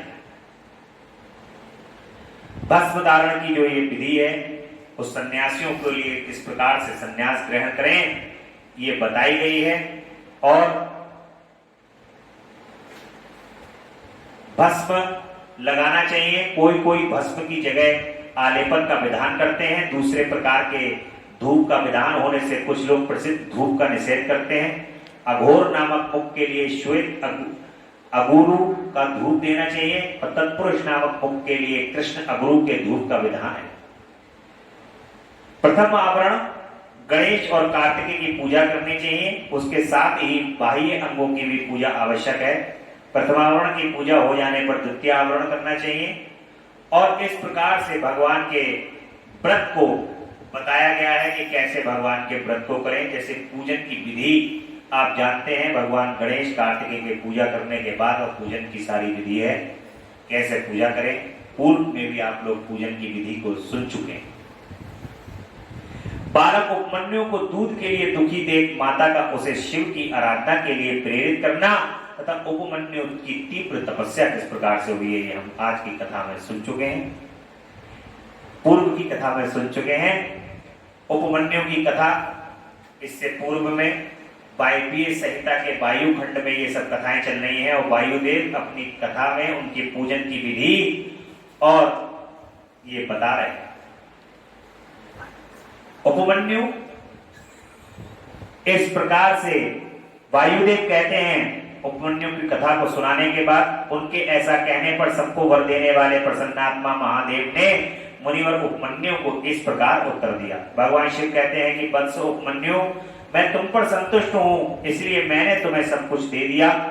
ब्रह्म से तुम मेरे सुदृढ़ भक्त हो, क्योंकि इस विषय में मैंने तुम्हारी परीक्षा ले ली है। तुम अजर अमर दुख रहित यशस्वी तेजस्वी और दिव्य ज्ञान से संपन्न हो। द्विश्रेष्ठ तुम्हारे बंधु बांधव कुल तथा गोत्रा सदा अक्षय रहेंगे। मेरे प्रति तुम्हारी भक्ति सदा बनी रहेगी। विप्रवर, मैं तुम्हारे आश्रम में नित्य निवास करूंगा। तुम मेरे पास सानंद विचरो। ऐसा कहकर उपमन्यु अभिष्ट वर दे करोड़ों सूर्यों के समान तेजस्वी भगवान महेश्वर वही अंतर ध्यान हो गए। उन श्रेष्ठ परमेश्वर ने उत्तम वर पाकर उपमन्यु का हृदय प्रसन्न खिलता हुआ उन्हें बहुत सुख मिला और वे अपनी जन्मदायिनी माता के स्थान पर चले गए। इस प्रकार वायवीय संहिता का पूर्व खंड यहाँ पर विश्राम लेता है। अब वायवीय संहिता का उत्तरखंड यहाँ पर प्रारंभ हो रहा है। वायवीय संहिता के उत्तरखंड में ऋषियों के पूजने पर वायुदेव का श्री कृष्ण और उपमन्यु के मिलन का प्रसंग सुनाया। श्री कृष्ण को उपमन्यु से ज्ञान और भगवान शंकर से पुत्र का लाभ हुआ। इस कथा को भी आप पूर्व में सुन चुके हैं, परंतु ऐसा विधान है कि वायवीय संहिता के उत्तराखंड में थोड़ा सा कथा को जो है वो प्रारंभ करा जाएगा। उसके बाद आपको प्रसंग रूप बताते हुए आगे प्रवेश कर जाएंगे कथा में।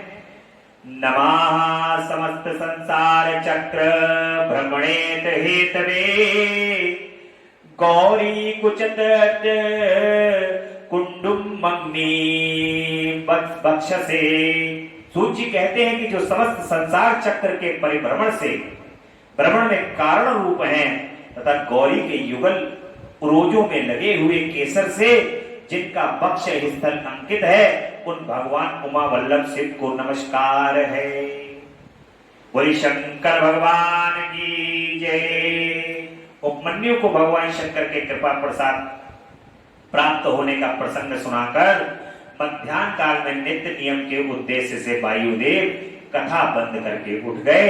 तब नैमिषारण्य निवासी सब ऋषि भी अब अमुक बात पूछनी है ऐसा निश्चय करके उठे और प्रतिदिन की भांति उनका तात्कालिक नित्य कर्म पूरा करके भगवान वायुदेव को आया देख फिर आकर उनके पास बैठे। नियम समाप्त होने पर जब आकाश जन्मा वायुदेव मुनियों की सभा में आए, निश्चित उत्तम आसन पर विराजमान हो गए तो सुख पूर्वक बैठ गए। तब वे लोक वंदित परमदेव परमेश्वर श्री संपन्न विभूति का ही मन चिंतन करके इस प्रकार कहते हैं कि मैं उन सर्वज्ञ अपराजित महान देव भगवान शंकर की शरण लेता हूं, जिनकी विभूति इस समय चराचर जगत के रूप में फैली हुई है।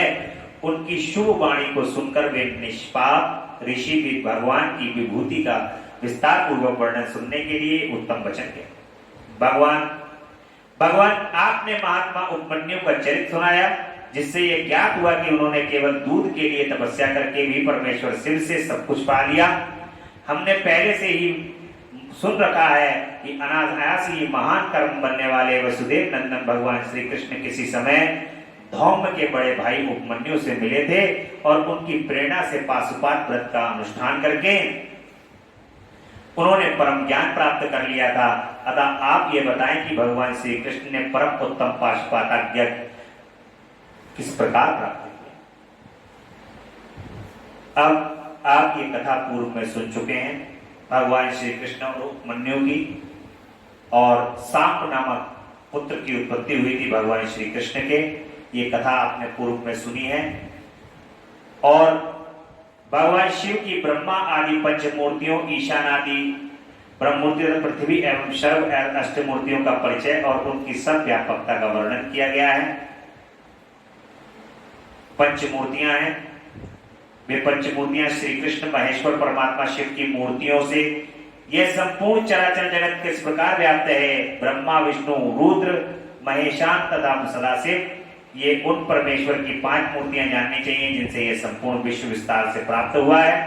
इनके सिवा और भी उनके 5 शरीर हैं जिन्हें पंच ब्रह्म मंत्र कहते हैं इस जगत में कोई भी ऐसी वस्तु नहीं है जो उन मूर्तियों से व्याप्त ना हो। ईशान पुरुष, अघोर, वामदेव और सदोजात, ये महादेव की विख्यात 5 बहुमूर्तियां हैं। इनमें जो ईशान नामक उनकी आदि श्रेष्ठतम मूर्ति है वह प्रकृति के साक्षात भोक्त का क्षेत्र ज्ञान को व्याप्त करके स्थित है। मूर्तिमान प्रभु शिव की जो तत्पुरुष नामक मूर्ति है वह गुणों के आश्रय भोग्य अव्यक्त में अधिष्ठित है। पिनाक पाणी महेश्वर की जो अत्यंत पूजित अघोर नामक मूर्ति है वह धर्म आदि 8 अंगों से युक्त बुद्धि तत्व को अपना अधिष्ठान बनाती है। विधाता महादेव की वामदेव नामक मूर्ति को आगम वेदता विद्वान अहंकार की अधिष्ठात्री बताते हैं और बुद्धिमान पुरुष अमित तेजस्वी शिव की सदोजात नामक मूर्ति को मन की अधिष्ठात्री कहते हैं। विद्वान पुरुष भगवान शिव की ईशान नामक मूर्ति को श्रवणेन्द्रिय, वाणी और शब्द और व्यापक आकाश तत्व की स्वामिनी मानते हैं। पुराणों के अर्थ ज्ञान में निपुण समस्त विद्वानों ने महेश्वर के तत्पुरुष नामक विग्रह को त्वचा, हाथ, स्पर्श और वायु तत्व का स्वामी समझा। मनीषी मुनि शिव की अघोर नामक मूर्ति को नेत्र, पैर, रूप और अग्नि तत्व की अधिष्ठात्री बताते हैं। भगवान शिव के चरणों में अनुराग रखने वाले महात्मा पुरुष उनकी वामदेव नामक मूर्ति को रसना, पायु, रस और जल तत्व की स्वामिनी समझते हैं तथा सदोजात नामक मूर्ति को वे घृणेन्द्रिय, उपस्थ, गंध और पृथ्वी तत्व की अधिष्ठात्री कहते हैं। महादेव जी की ये 5 मूर्तियां कल्याण की एकमात्र हेतु हैं और कल्याण का कामी पुरुष को इनकी सदा ही यत्न पूर्वक वंदना करनी चाहिए। यदि देवादिदेव महादेव जी जो 8 मूर्तियां हैं तत्व स्वरूप ही ये जगत है, उन 8 मूर्तियों में यह विश्व उसी प्रकार ओतप्रोत भाव से स्थित है जैसे सूत ने मन के पिरोए। सर्वभव, रुद्र, उग्र और भीम, पशुपति, ईशान तथा महादेव ये शिव की विख्यात 8 मूर्तियां हैं। महेश्वर की इन सर्व आदि 8 मूर्तियों में क्रमशः भूमि, जल, अग्नि, वायु, क्षेत्रज्ञ, सूर्य और चंद्रमा अधिष्ठित होते हैं। उनकी पृथ्वीमयी मूर्ति संपूर्ण चराचर जगत को धारण करती है। उनके अधिष्ठात्रा का नाम शर्व है, इसलिए वह शिव की शर्वी मूर्ति कहलाती है। इस प्रकार से भगवान की अष्टमूर्तियों का वर्णन किया गया है भगवान शिव की। और आत्माओं की अधिष्ठात्री शिव मूर्ति को पशुपति मूर्ति समझना चाहिए। वह पशुओं के पाशों का उच्छेद करने वाली है। महेश्वर की जो ईशान नामक मूर्ति है वही दिवाकर सूर्य नाम का धारण करके संपूर्ण जगत को प्रकाशित करती है। जो भगवान शिव की ईशान नामक मूर्ति है उसी ईशान नामक मूर्ति को ही सूर्य कहा है जो सारे जगत को प्रकाश करती है, आकाश में विचरती है, जिसकी किरणों में अमृत भरा है और जो संपूर्ण विश्व को उस जगत से आप्यायित करते वे चंद्रदेव भगवान शिव के महादेव नामक विग्रह है। अतः उन्हें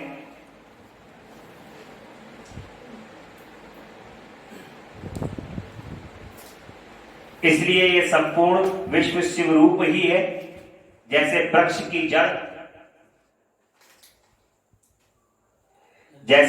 की जड़, सींचने से उसकी शाखाएं पुष्ट होती हैं, उसी प्रकार भगवान शिव की पूजा से उनके स्वरूप भूत जगत का पोषण होता है। इसलिए दान देना, सब पर अनुग्रह करना और सबका उपकार करना यह शिव का आराधन माना गया है। देखिए, किसी को दान देना और सब पर अनुग्रह करना और सबका उपकार करना, यह भगवान शिव की आराधना है। जैसे इस जगत में अपने पुत्र पौत्र आदि से संपन्न रहने से पिता पितामह आदि को प्रसन्नता होती है, उसी प्रकार संपूर्ण जगत की प्रसन्नता से भगवान शंकर प्रसन्न होते हैं। यदि किसी भी देहधारी को दंड दिया जाता है तो उनके द्वारा अष्टमूर्तिधारी शिव का ही अनिष्ट किया जाता है, इसमें संशय नहीं है। 8 मूर्तियों के रूप में संपूर्ण विश्व को व्याप्त उनके भगवान शिव का कार्य समझते हुए संपूर्ण संसार में कभी किसी को दुख ना पहुंचे और प्रसन्न रहना चाहिए, प्रसन्नता पे पूर्ण रहना चाहिए। अष्टमूर्ति के रूप में भगवान की सदैव देहधारी को जब कभी कहीं पे भी दंड दिया जाता है तो उस समय भगवान शिव को कष्ट होता है। भगवान शिव बहुत प्रसन्न चित्त रहने वाले देव हैं, सदैव प्रसन्न रहे। प्रसन्नता उनका, आनंद उनका रूप है, स्वरूप है। तो इसलिए कोई भी प्राणी जब दंडित होता है तो भगवान शिव अपने अंदर उसके जो मन के अंदर पीड़ा होती है उसको महसूस करते हैं। इसलिए संसार में कहते हैं कि जो उपकार का कार्य करता है उसके कार्य करने से भी भगवान प्रसन्न हो जाते हैं, प्रसन्नता पाते हैं। शिव और शिवा की विभूतियों का वर्णन किया गया है। श्री कृष्ण ने पूछा कि भगवान, अमित तेजस्वी भगवान शिव की मूर्तियों ने इस संपूर्ण जगत को जिस प्रकार व्याप्त कर रखा है वह सब मैंने सुना। अब मुझे यह जानने की इच्छा है कि परमेश्वरी शिवा और परमेश्वर शिव का यथार्थ स्वरूप क्या है। दोनों में स्त्री और पुरुष इस जगत को किस प्रकार से व्याप्त कर रखा है। उपमन्यु कहते हैं कि देवकी नंदन, मैं शिवा और शिव के स्त्री संपन्न ऐश्वर्य का और उन दोनों के यथार्थ स्वरूप का संक्षेप में वर्णन करूंगा। विस्तार पूर्वक इस विषय का वर्णन तो भगवान शिव भी नहीं कर सकते। साक्षात महादेवी पार्वती शक्ति हैं और महादेव शक्तिमान है। उन दोनों की विभूति का लेश मात्र ही संपूर्ण चराचर जगत के रूप में स्थित है। यहाँ कोई वस्तु जड़ रूप है और कोई वस्तु चेतन रूप में है। वे दोनों क्रमशः शुद्ध, अशुद्ध तथा पर और अपर कहे गए हैं। जो चिन्मंडल जगत जड़ मंडल के साथ संयुक्त हो संसार में भटक रहा है वही अशुद्ध और अपर कहा गया है। उससे भिन्न जो जड़ के बंधन से मुक्त है वह पर और शुद्ध कहा गया। अपर और पर चित रूप है। इस स्वभावता शिव और शिवा का स्वामित्व है। शिवा और शिव के ही वश में यह विश्व है और विश्व के वश में शिवा और शिव नहीं है। यह जगत शिव और शिवा के शासन में है, इसलिए वे दोनों इसके ईश्वर तथा विश्वेश्वर कहे गए हैं। जैसे शिव है वैसी शिवा देवी है तथा जैसे शिवा देवी है वैसे ही शिव है। जिस तरह चंद्रमा और उनकी चांदनी में कोई अंतर नहीं है उसी प्रकार शिव और शिवा में कोई अंतर न। जैसे चंद्रिका के बिना ये चंद्रमा सुशोभित नहीं होता उसी प्रकार शिव विद्यमान होने पर भी शक्ति के बिना सुशोभित नहीं।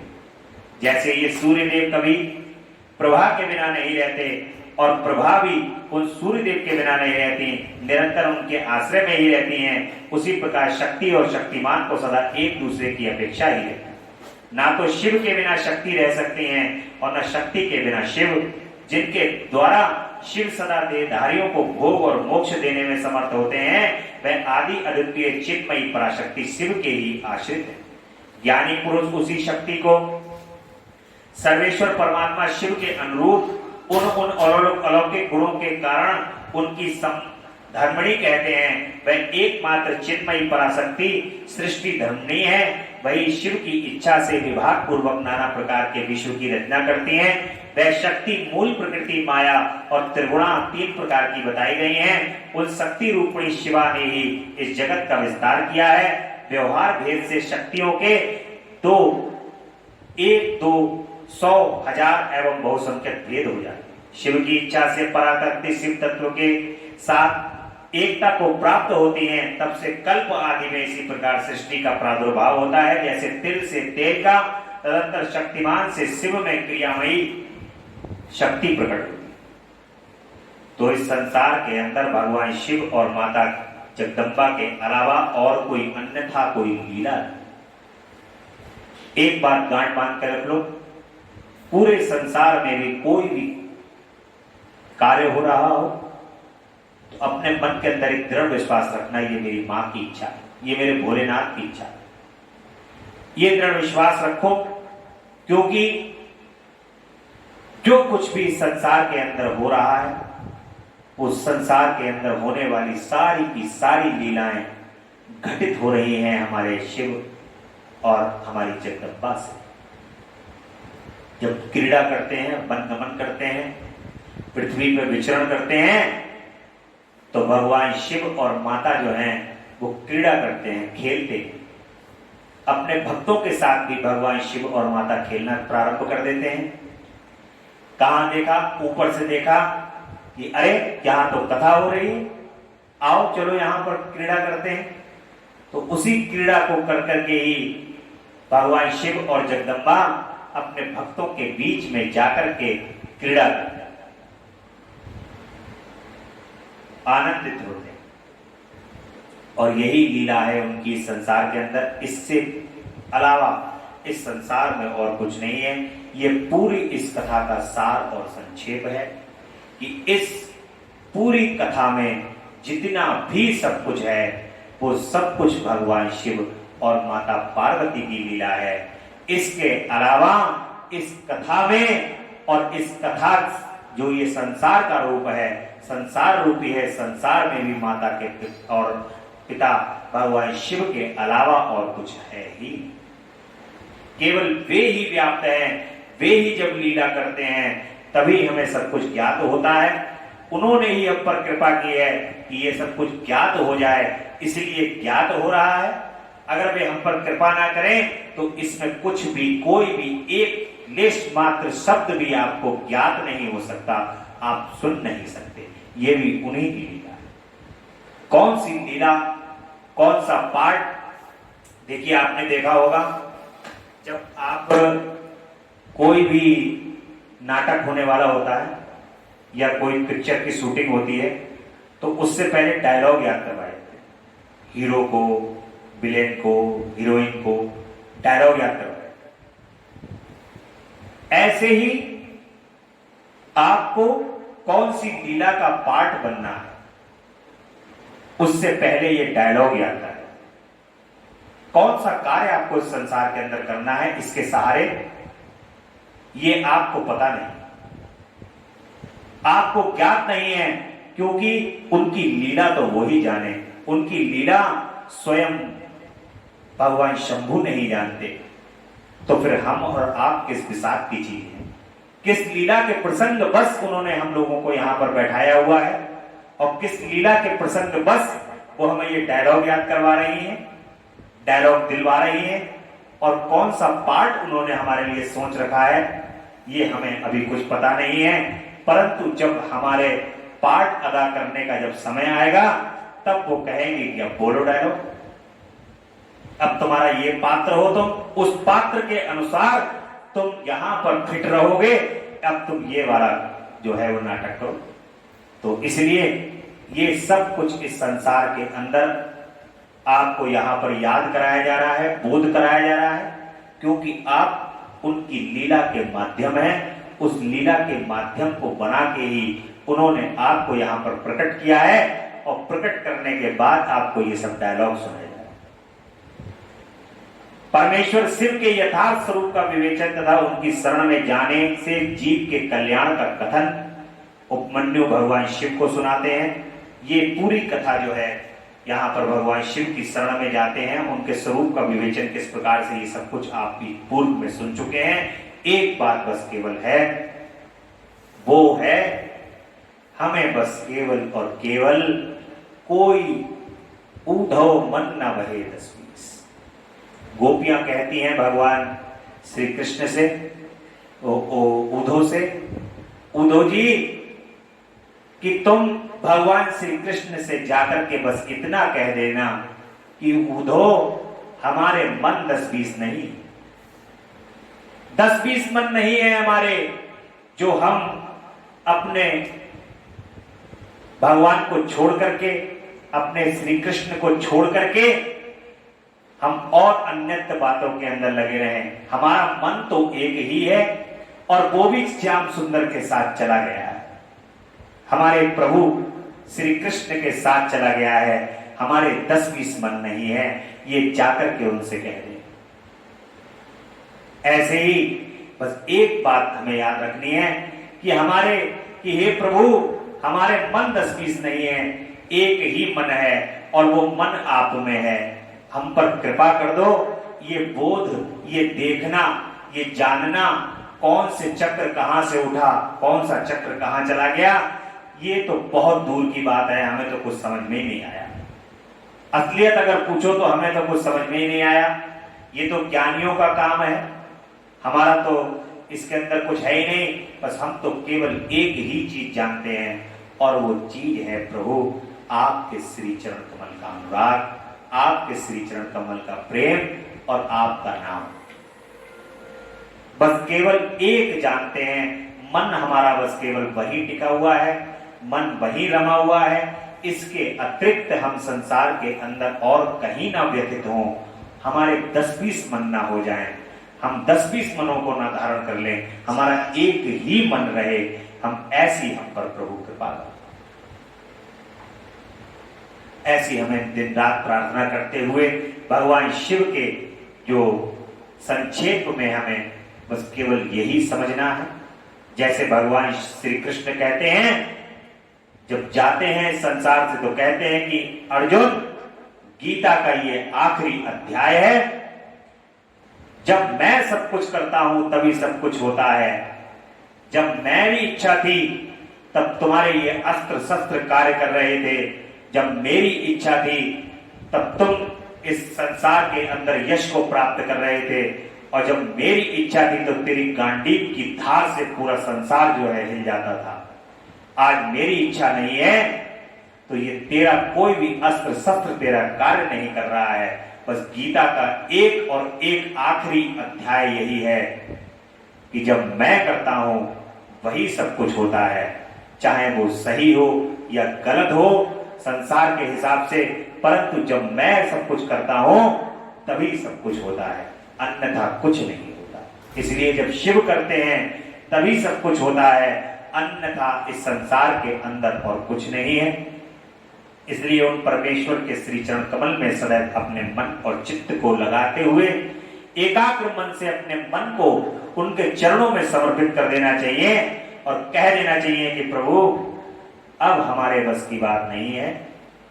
एक समय तक तो ही रस्सी को खींचते हो, रस्सी को पकड़ते हो, और सामने वाला का बल जब ज्यादा बढ़ जाता है तो वो तुम्हें खींच लेता है। ऐसे ही ये संसार है, तुम्हारा मन भक्ति में लगा हुआ है और संसार रस्सी बल, उधर पहलवान खड़ा है, संसार पहलवान रूपी संसार, वो तुम्हें झट से खींच लेता है इधर को, तुम फट से खींचते हुए चले जाते हो।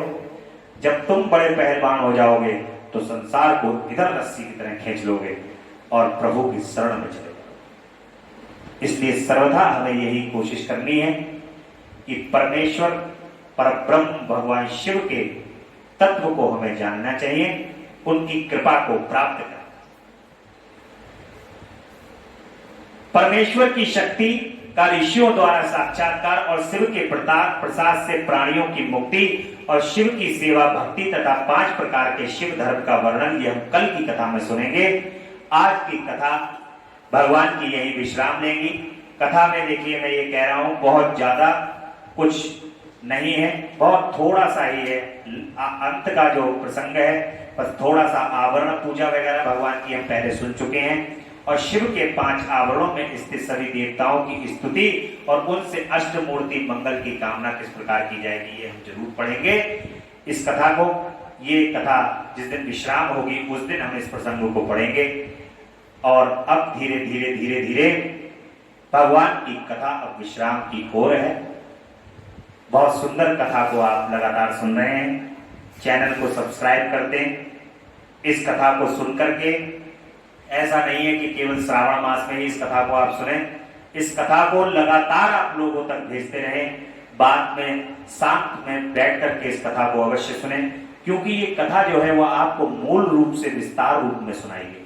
इस बार ऐसा सौभाग्य हुआ कि अधिक मास का समय भी मिला, उसके अंदर आपने इसका मूल रूप सुना।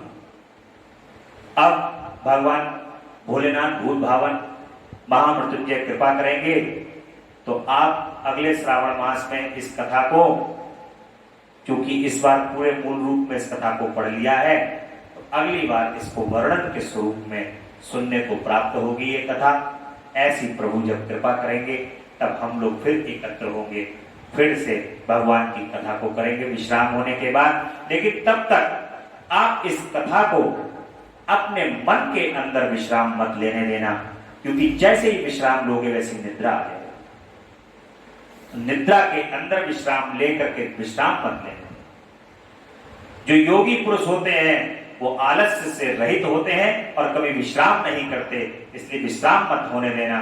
कथा यहां पर शब्दों के रूप में और पुस्तक के रूप में ही विश्राम होती है, वो केवल भगवान के तत्व के रूप में कभी विश्राम नहीं लेती। कथा तो जो निरंतर प्रकट होने वाला तत्व है जब भगवान शिव और माता का निरंतर उत्पन्न होने वाला तत्व है तो वो निरंतर कथा ही है। जहां बैठ जाओ बस वहां उनकी चर्चा करो, कथा करो। इसके अन्यत्र और कोई आपका इस संसार के अंदर कार्य नहीं हो। यही कार्य करते रहो और आगे बढ़ते रहो। इन्हीं शब्दों के साथ अपनी वाणी को यही विराम देते हैं। बोल जगदम्बा रानी की जय। बड़ा सुंदर कीर्तन करेंगे।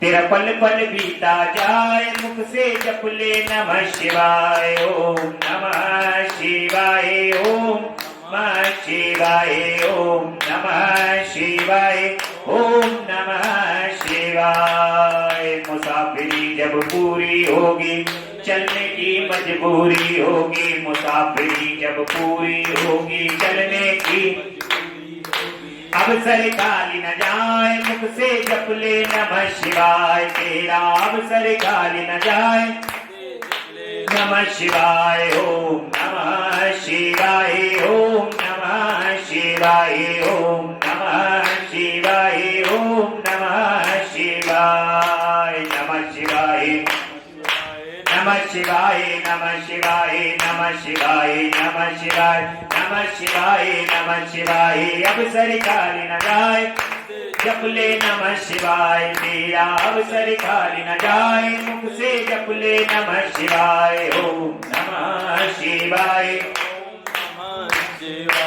ओम नमः शिवाय ओम नमः शिवाय। नमः शिवाय नमः शिवाय नमः शिवाय नमः शिवाय नमः शिवाय नमः शिवाय नमः शिवाय नमः शिवाय नमः शिवाय नमः शिवाय नमः शिवाय नमः शिवाय शिवाय नमः शिवाय नमः शिवाय। अब सर खाली न जाए मुख से जप ले नमः शिवाय। तेरा खाली न जाए मुख से जप ले नमः शिवाय ओम नमः शिवाय ओम नमः शिवाय ओम नमः शिवाय ओम नमः शिवाय।